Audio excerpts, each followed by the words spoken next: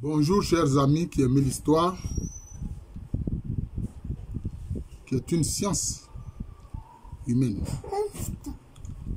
Je vous salue et mon petit-fils Pio Marie vous salue.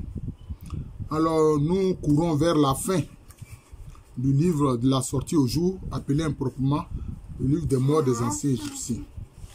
Alors maintenant, nous sommes, disons, pratiquement au niveau de la lettre O. C'est la lettre O qui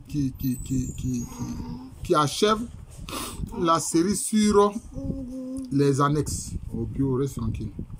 D'abord, c'est mis un sacré Oudjat, un Tatoun, un d'Oris, un de Chou, un de Ré.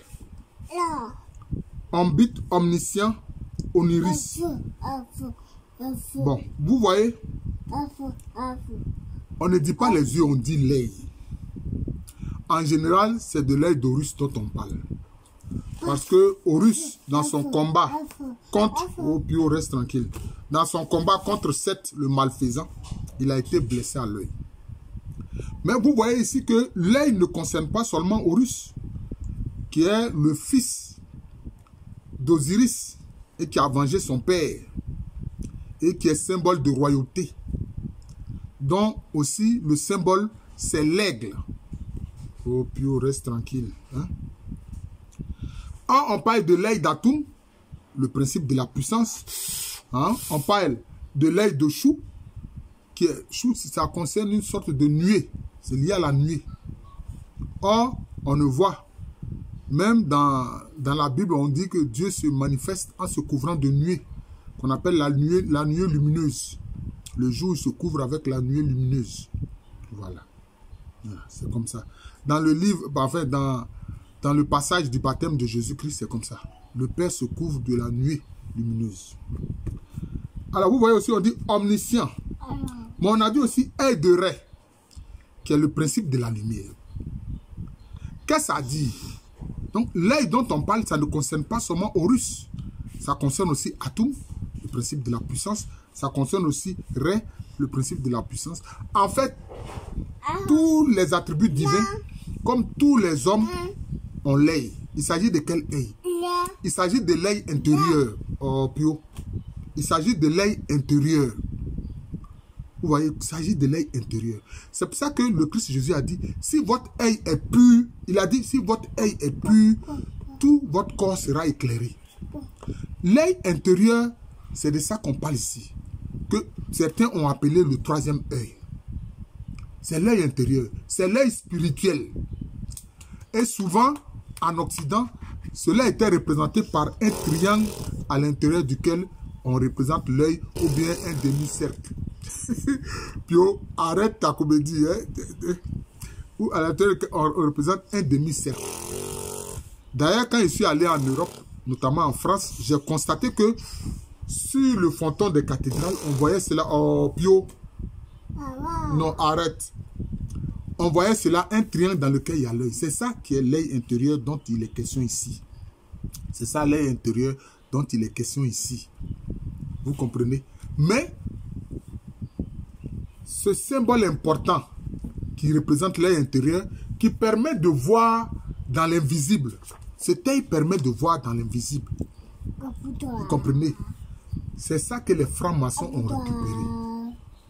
Ils ont récupéré beaucoup de choses comme ça de l'église. Et ils s'en sont appropriés. Donc quand vous passez, par exemple, que vous voyez une maison où il y a un triangle avec l'œil, bon, vous savez que c'est ça, c'est ce principe-là. C'est l'œil intérieur. Et c'est ça que dans l'hindouisme ou quelquefois dans le bouddhisme, vous voyez, les gens mettent un point, ils mettent, je peux dire, une couleur rouge ici. Ici. C'est ça l'œil intérieur dont on parle. Donc vous voyez que beaucoup de religions, en fait, que ce soit le christianisme, le bouddhisme, l'hindouisme, ils prennent leur source dans la spiritualité de nos ancêtres kamites de l'Égypte antique. C'est ça. C'est ça, cet œil intérieur-là.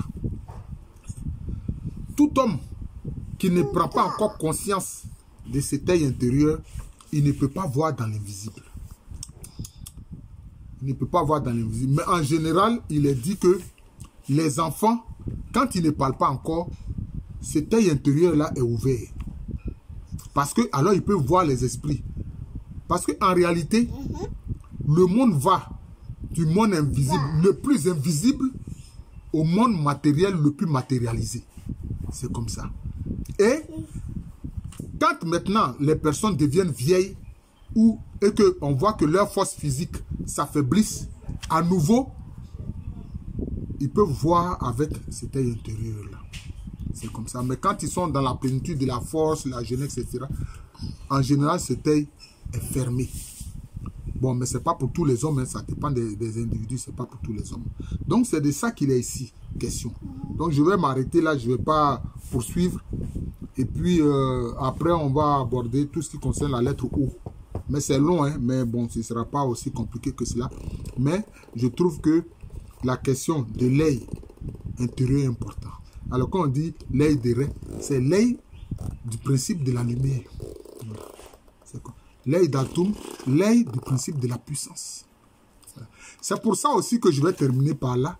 On voit dans la Bible, quand on parle notamment des séraphins, des chérubins, etc., on dit que quoi? On dit qu'ils ont des yeux partout, devant, derrière, à gauche, à droite, etc.